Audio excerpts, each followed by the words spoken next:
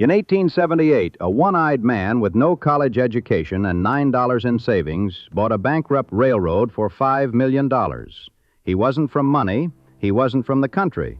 He'd spent 20 years hauling freight on the frozen banks of the Mississippi River in a town that 40 years earlier had been called Pig's Eye. The railroad he bought was a wreck. Rusted track, missing ties, a line that ran from nowhere in Minnesota toward nothing in Canada. Every serious investor in the East considered the purchase suicidal. Within 15 years, that one-eyed man would push his railroad without a single dollar of government subsidy across 2,000 miles of empty prairie and through the Rocky Mountains to the Pacific Ocean. And the city he built it from, Saint Paul, Minnesota, would become the capital of an empire that stretched from the Great Lakes to Puget Sound. His name was James Jerome Hill, and the story of Saint Paul is, more than any other American city, the story of what one person's obsessive vision can do to a place, and what happens to that place when the vision dies. But before Hill, there was Pierre Parent. Parent was a French-Canadian fur trader with a milky, deformed right eye that earned him the nickname Pig's Eye. In 1838, after the Army kicked him out of the orbit of Fort Snelling for selling whiskey to soldiers, he moved his operation about 5 miles downstream and set up a tavern near Fountain Cave on the north bank of the Mississippi. Other exiles from the fort followed. Within a few years, a ragged little settlement clung to the riverbank.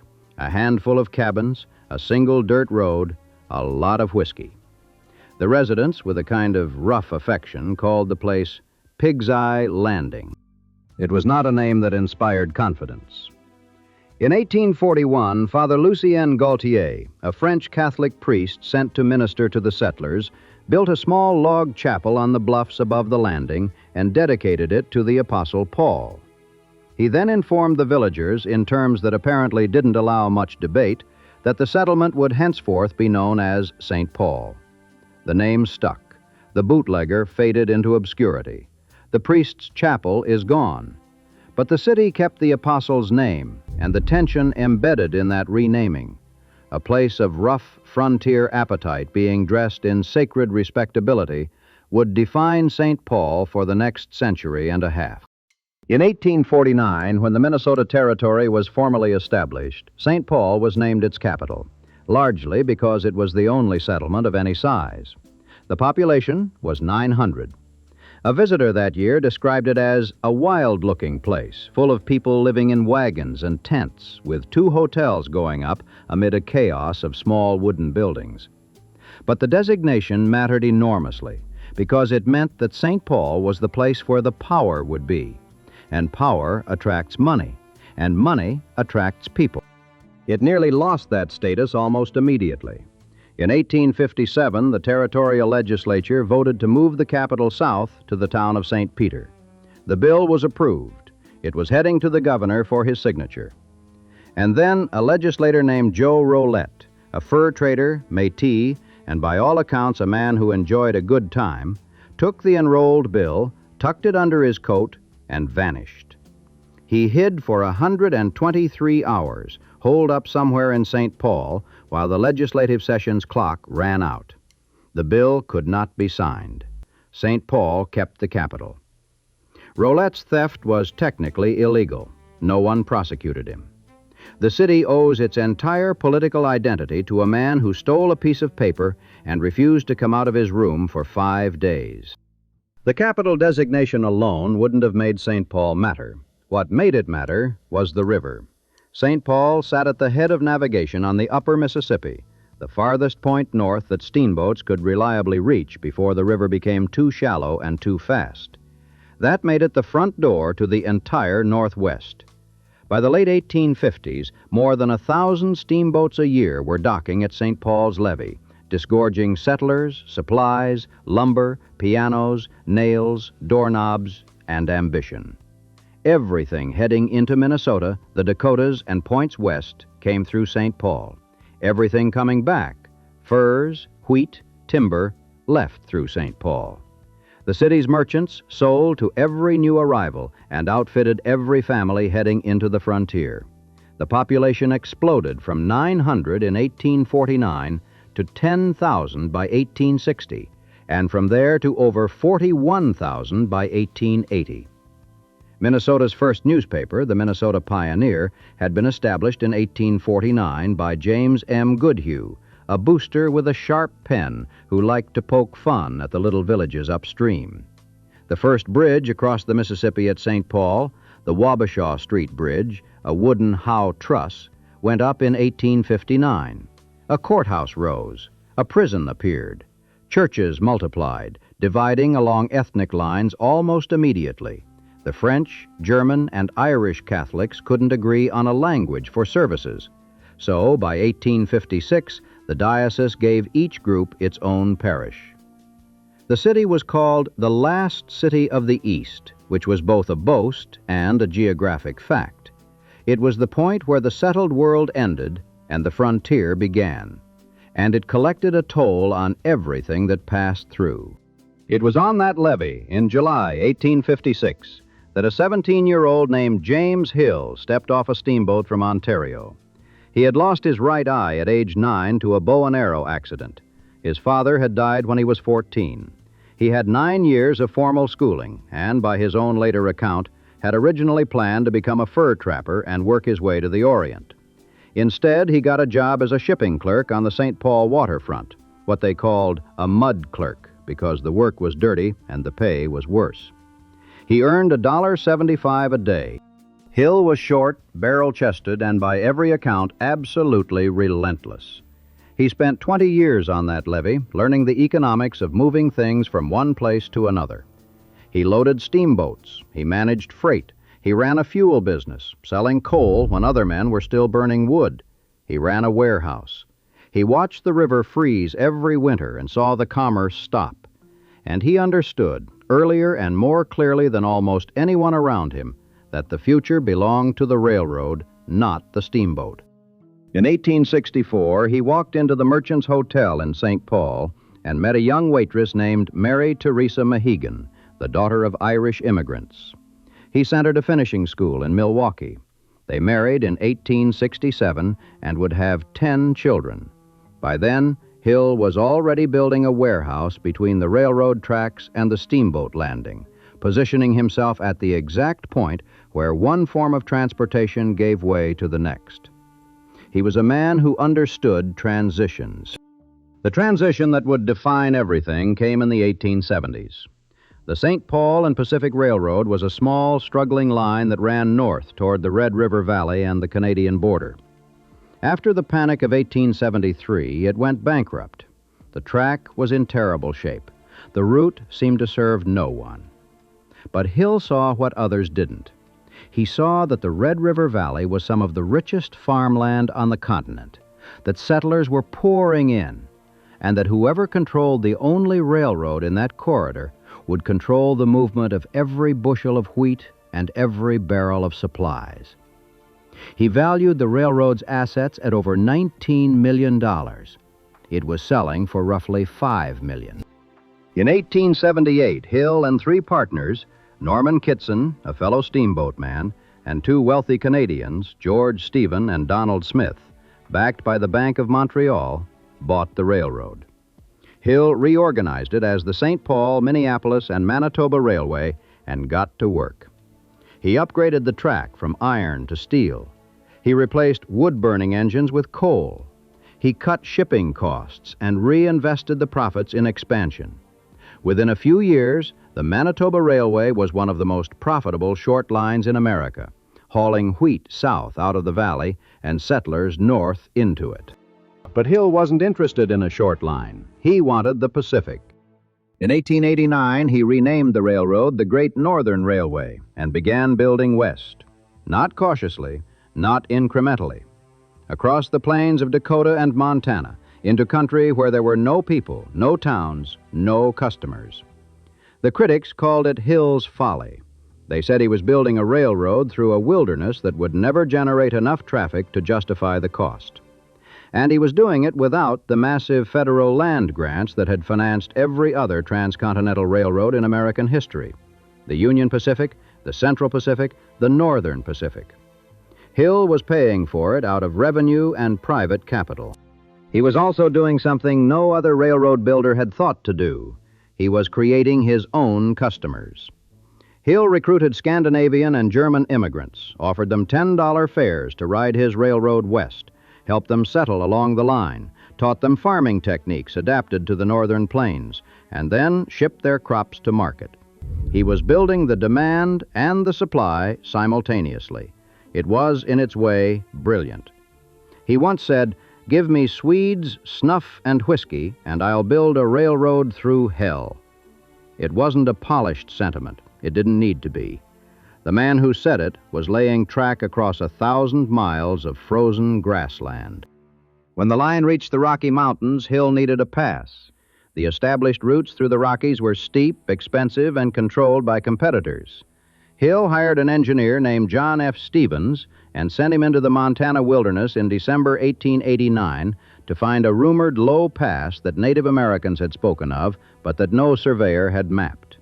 Stevens found it, Marias Pass, the lowest crossing of the Continental Divide in the northern Rockies. It meant the Great Northern could cross the mountains without building a tunnel, saving millions.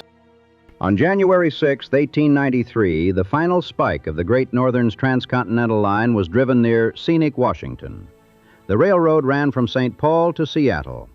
Hill had done what every expert said was impossible: built a transcontinental railroad without government land grants, without going bankrupt, and at a profit. The man they'd called foolish was now called the Empire Builder. And the empire's capital was Summit Avenue. Summit Avenue was and is a 4.5-mile boulevard running along the bluffs above downtown St. Paul. In the 1880s, when Hill was becoming the wealthiest man in the Northwest, it was where the money lived. Lawyers, bankers, lumber barons, flour millers, they were all building mansions on Summit, each one larger and more ornate than the last. Between 1882 and 1886 alone, 46 new houses went up on the avenue. But none of them prepared the city for what Hill would build.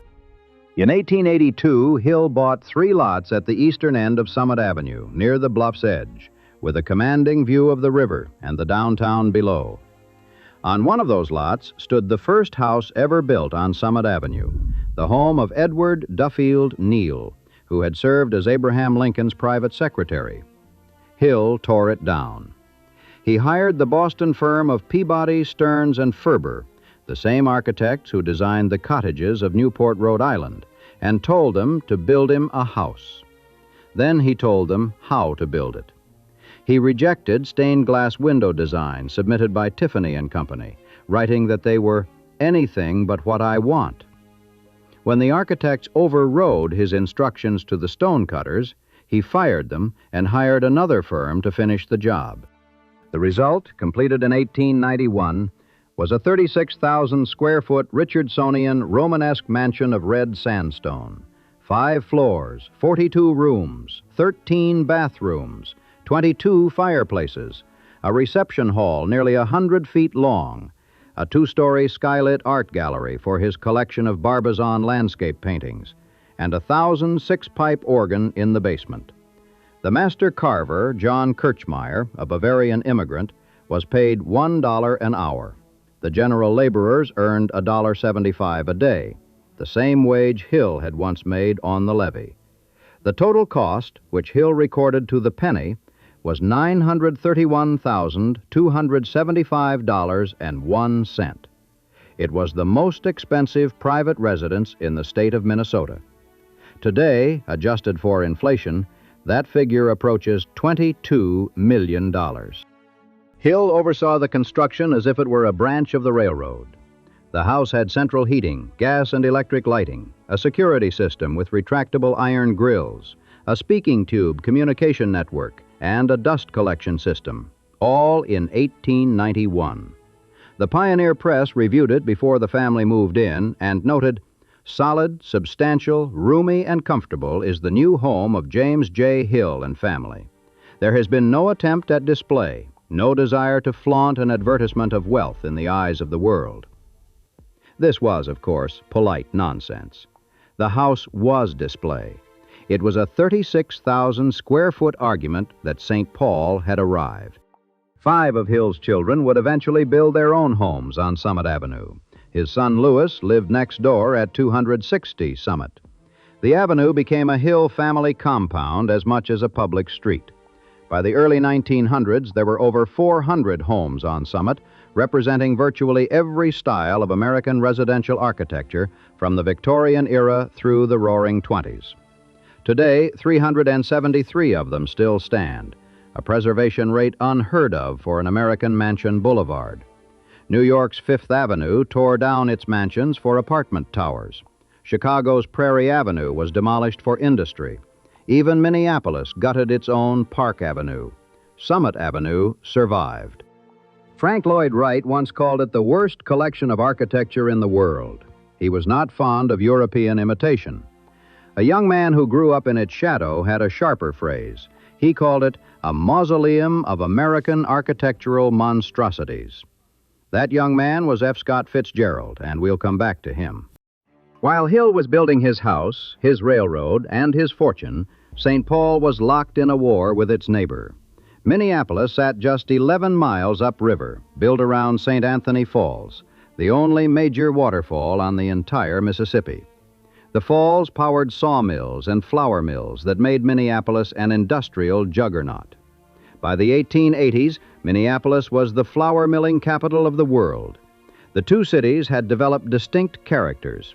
St. Paul was older, Catholic, Irish, conservative, tied to railroads and commerce. Minneapolis was younger, Protestant, Scandinavian, industrial, tied to water power and grain. They were not, despite what outsiders assumed, the same place. The rivalry had been simmering since the 1850s when the two cities' newspaper editors traded insults. Craven liar, slough of despond, in print. Minneapolis had already edged ahead in the 1880 census, 47,000 to 41,000, and that felt like an aberration that St. Paul could reverse. But by 1890, the federal census threatened to settle the question once and for all of which city was bigger. The stakes were real. Population determined federal funding, political representation, and the all-important perception of momentum that attracted Eastern investment. Both cities went to war. Both cities cheated. Minneapolis census workers listed residents at addresses that didn't exist. They counted names from cemetery headstones. St. Paul countered by recording hundreds of imaginary citizens supposedly living in the Union Depot and at least one barber shop. One St. Paul residence was listed as housing an implausibly large family. St. Paul officials, suspecting Minneapolis of worse fraud, hired a private detective to infiltrate the Minneapolis census operation. In June, based on the detective's testimony, a U.S. Marshal burst into a Minneapolis building, arrested 7 census takers, and seized 6 bags of census papers. When Minneapolis officials went to St. Paul with a warrant to recover the evidence, St. Paul police officers drew their guns and showed them the door. The story made the New York Times. The Census Bureau sent investigators from Washington. They found that Minneapolis had added approximately 18,000 fraudulent names. St. Paul had overcounted by about 9,000. A federal recount was ordered. The results, when they came, settled the matter with a finality that St. Paul has never entirely accepted.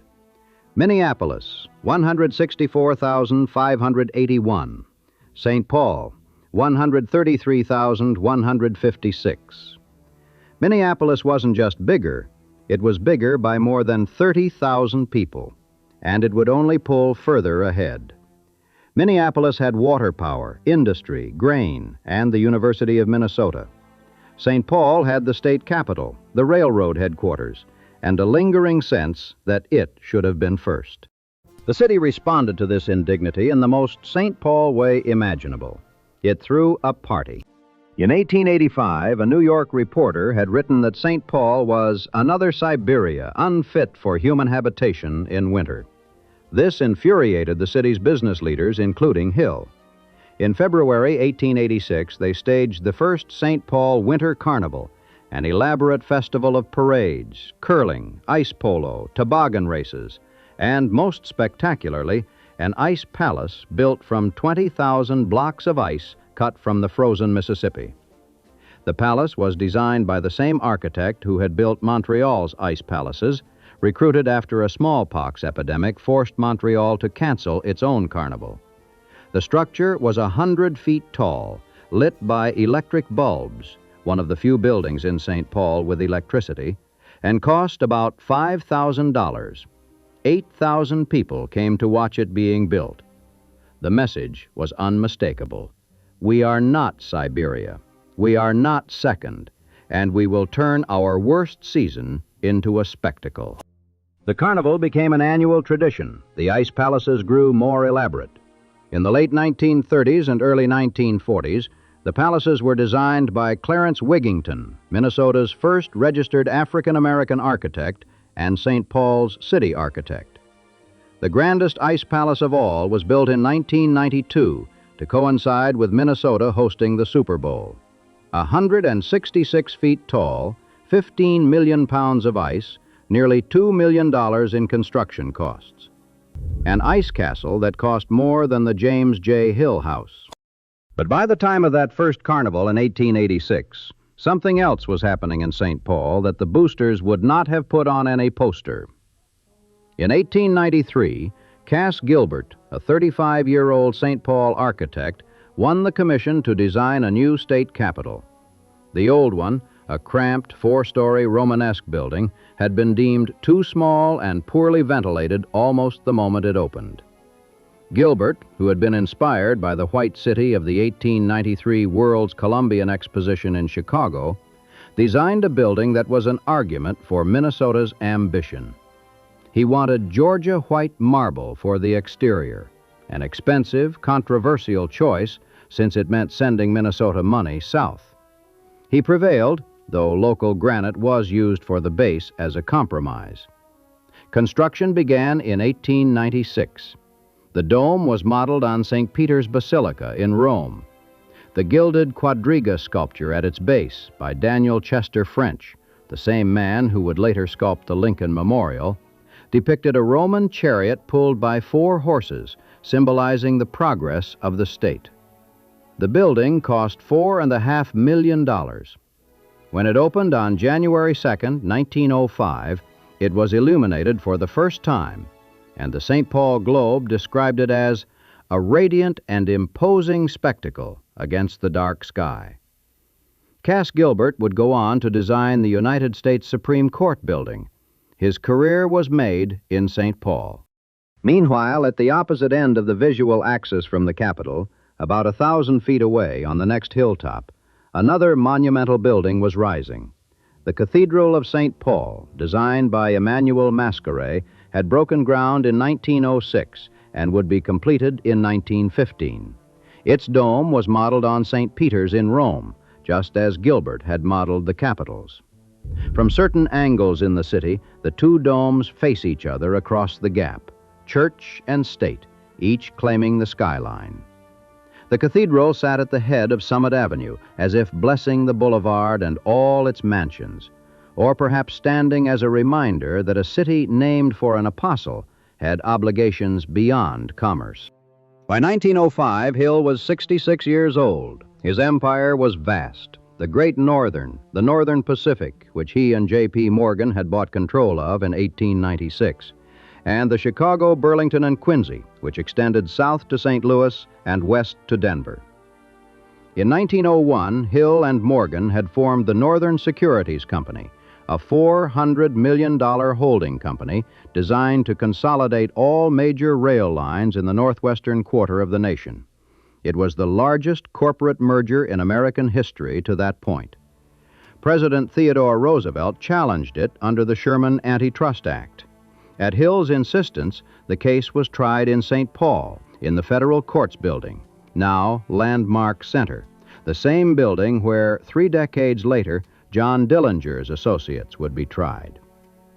In 1904, the Supreme Court ordered Northern Securities dissolved. Hill lost the battle, but he kept his railroads. He also kept doing what he'd always done, running his empire from St. Paul. Until the week before he died on May 29, 1916, Hill reported to his office every day. He left a personal fortune of $63 million and over $200 million in related assets. The governor of Minnesota called him the greatest constructive genius of the Northwest. His body was eventually buried near his farm in North Oaks. The city Hill left behind had another chapter to live, and it was nothing he would have approved of. In 1900, the year the new state capitol was being planned, a Saint Paul detective named John J. O'Connor was promoted to chief of police. O'Connor had an idea for keeping crime out of Saint Paul, and it was breathtakingly simple. He would harbor the criminals inside it. Under what became known as the O'Connor Layover Agreement, an unwritten, open secret, gangsters from anywhere in the country could take refuge in Saint Paul under 3 conditions. They had to check in with police upon arrival, typically at the Hotel Savoy downtown. They had to pay bribes to police and city officials, and they had to commit no major crimes within city limits. In exchange, the police would tip them off about federal raids and leave them alone. The system worked. For 30 years, Saint Paul was one of the safest cities in America because its criminals were professionals who did their work elsewhere. The 1904 Police Annual Report actually boasted about it. Never in the history of our city have the people of Saint Paul been so safe. What the report didn't mention was why. The arrangement survived O'Connor's retirement in 1920 and thrived during Prohibition when bootlegging money flooded the city.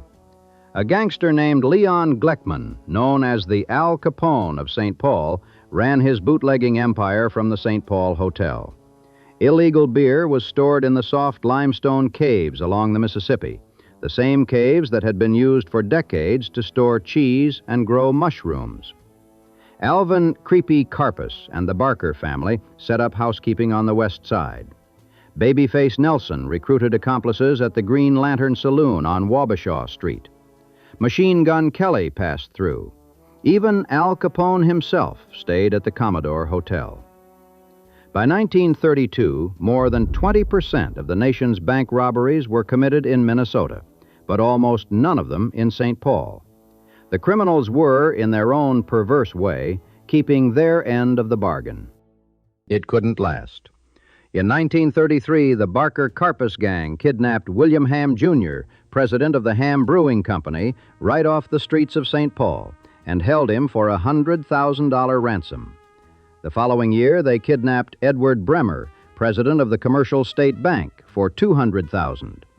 Both men were released, but the crimes, committed inside the city against members of Saint Paul's business elite, had broken the fundamental rule.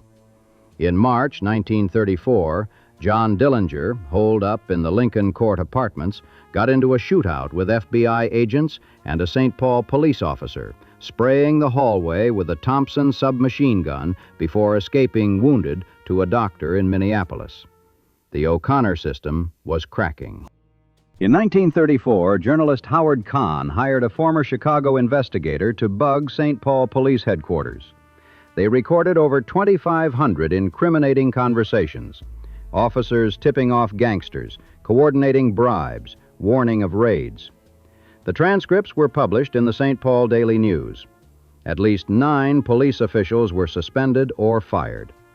Police Chief Thomas Brown, who had been on the take for years and was later found to have aided the Ham kidnapping, was expelled from the force in 1936. The O'Connor system was over. The trials took place in the Federal Courts Building, the same Romanesque pile where Hill's Northern Securities case had been argued 3 decades earlier. It sits today in Rice Park, renovated and renamed Landmark Center. Inside, there's a small exhibit about the gangster era. Down the street, there's a bronze statue of a man reading a book. The man is F. Scott Fitzgerald, and the statue was put up in 1996, 100 years after his birth. Fitzgerald was born on September 24, 1896, on the second floor of a modest apartment building at 481 Laurel Avenue, about 5 blocks from Summit Avenue. His parents were not Summit Avenue people. His father, Edward, was a genteel failure. a furniture salesman from Maryland who never managed to stay employed. His mother, Molly, came from a family with some money and a lot of anxiety about respectability. The Fitzgeralds lived in the orbit of Summit Avenue without ever quite belonging to it. They rented. They moved constantly, at least 8 addresses in Saint Paul, including stints on Holly Avenue and in a Victorian row house at 294 Laurel. Fitzgerald attended Saint Paul Academy, where he published his first stories in the school magazine. He was charming, ambitious, and keenly aware of the social distance between his family and the families in the big houses. He went east, to boarding school in New Jersey, then to Princeton, and it was the East that claimed him. But in 1919, rejected by the girl he loved, broke and desperate, he came back to Saint Paul and moved into his parents' rented rooms at 599 Summit Avenue. It was, by his own account, the last place he wanted to be. On the 3rd floor, in a room overlooking the avenue, he rewrote the novel he'd been working on since Princeton. He crawled out the window onto a small balcony to smoke. In the fall of 1919, Scribner's accepted the manuscript. This Side of Paradise was published in March 1920, and Fitzgerald married Zelda Sayre a week later. He never lived in Saint Paul again. He returned briefly in 1921, staying at the Commodore Hotel, the same hotel where Capone would later stay, and then rented a house on Goodrich Avenue where his daughter Scotty was born. Then he left for good. He called Summit Avenue a mausoleum of American architectural monstrosities, a line that has been quoted by every tour guide and newspaper columnist in the city for 100 years. What they quote less often is the particular quality of Fitzgerald's contempt. It was the contempt of someone who had been made to feel that the street was not his, who understood exactly what wealth looked like because he'd spent his childhood pressing his face against its windows. The green light at the end of Daisy's dock didn't come from nowhere. It came from Summit Avenue at dusk, viewed from a rented room. Hill died in 1916. Fitzgerald left in 1922. The O'Connor system collapsed in 1936. What followed was not decline exactly, but a long, slow adjustment to life without a patron, without a genius narrator, and without the particular kind of excitement that comes from harboring America's most wanted criminals. The Great Northern Railway headquarters stayed in Saint Paul, employing thousands and anchoring the city's economy for decades. But the railroad industry itself was consolidating. In 1970, the Great Northern merged with the Northern Pacific and 2 other lines to form the Burlington Northern Railroad, a combination Hill had tried and failed to achieve 60 years earlier. The headquarters eventually left. The empire Hill built from a St. Paul levee now belongs to BNSF, based in Fort Worth, Texas. St. Paul hit its population peak in 1960, 313,411. Then the post-war forces that hollowed out every American city arrived. Suburbanization, white flight, the automobile, the interstate highway system. By 1980, the population had dropped to 270,000, a decline of nearly 14%. The Ford Motor Company had operated an assembly plant on the Mississippi since 1925, employing thousands. During World War II, Northwest Airlines had a contract to install radar systems in B-24 bombers at the nearby Holman Airfield, and 5,000 people worked that operation alone. But the broader economy was shifting from making things to managing things, and the downtown that had been the commercial heart of the Northwest became quieter, smaller, older. Minneapolis, meanwhile, kept building. It got the professional sports teams, the skyscrapers, the corporate headquarters. The Twin Cities are not twins in any meaningful sense. Minneapolis has roughly 435,000 people. St. Paul has about 311,000. Minneapolis has the nightlife, the music scene, the university. St. Paul has the Capitol, the history, and the mansions. What it also has, in a twist Hill could never have imagined, is one of the largest Hmong communities in America. Refugees from the Vietnam War's aftermath who began arriving in the late 1970s and who now make up nearly 10% of the city's population. A city built by French-Canadian bootleggers, Irish priests, and a Canadian railroad baron became, in its latest chapter, a home for Southeast Asian refugees. The pattern holds. Saint Paul has always been built by people who came from somewhere else. And Summit Avenue. That's the thing about Saint Paul that no statistic captures. In 1886, the year of the first Winter Carnival, there were dozens of mansion-lined boulevards in American cities. Fifth Avenue, Prairie Avenue, Euclid Avenue, Nob Hill. They're all gone now, torn down for apartments or offices or parking lots. Summit Avenue still has 373 homes out of the roughly 440 built during its heyday. You can walk the entire 4.5 miles today from the Cathedral of Saint Paul at one end to the Mississippi River at the other and see what a Gilded Age American street actually looked like. Not in a museum, not in a photograph, but standing in front of you, occupied, maintained, lived in. The Hill House is still there at 240 Summit Avenue, its red sandstone darkened by a century of soot. The Minnesota Historical Society runs it now. You can take a tour for $15. You can stand in the reception hall and look up at the skylit gallery where Hill hung his Barbizon landscapes. You can walk down to the basement where the organ pipes are. The carver's work is still sharp. The speaking tubes still run through the walls. 5 blocks west at 599 Summit, the row house where Fitzgerald wrote This Side of Paradise has a small plaque on the front. No tours. It's a private residence. The third-floor window is visible from the sidewalk. You can stand there and look up at the balcony where he smoked, and then turn and look east toward the Hill House and understand the entire emotional geometry of Saint Paul, the enormous mansion and the rented room, the empire builder and the writer who could see everything except a reason to stay. The avenue runs on, past the homes of Hill's children, past the house where a grocer named Chauncey Griggs built a 4-story Victorian that people now say is haunted, past the house where Joseph Forepaugh moved after the scandal at his Irvine Park mansion and then shot himself in the woods. At the far end, near the river, the houses get smaller, the lots narrower, the stories less dramatic. The street just stops, the way all streets stop. Summit Avenue on a winter afternoon with snow on the boulevard elms and the light going flat over the bluffs. It looks the way it looked in 1891 when Hill moved in. It looks the way it looked in 1919 when Fitzgerald looked out his window and saw everything he wanted to leave behind. The street doesn't know the difference. The houses stand there, enormous and absurd, and somehow still occupied, outlasting every person who built them, every fortune that paid for them, every empire that gave them meaning. The one-eyed man's mansion at the head of the avenue, the writer's rented room halfway down, the river at the end, still running, carrying nothing anymore.